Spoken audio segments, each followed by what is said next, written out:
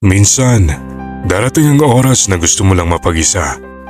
Hindi dahil sa ayaw mo sa mga nakapaligid sa iyo o nagmamakasarili ka, kundi dahil may gusto kang marinig galing sa kaibuturan ng iyong sarili. Yung hindi boses ng ibang maririnig mo kundi yung boses mo mismo. Ang tagumpay sa buhay ay nakadepende kung gaano natin kakilala ang ating mga sarili. Marahil tama sila sa kanilang mga opinyon. Pwedeng mali ka.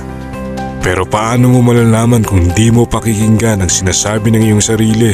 Kung hindi ikaw mismong sumubok, matalo man o manalo sa ating mga hangarin ay isa pa rin itong tagumpay.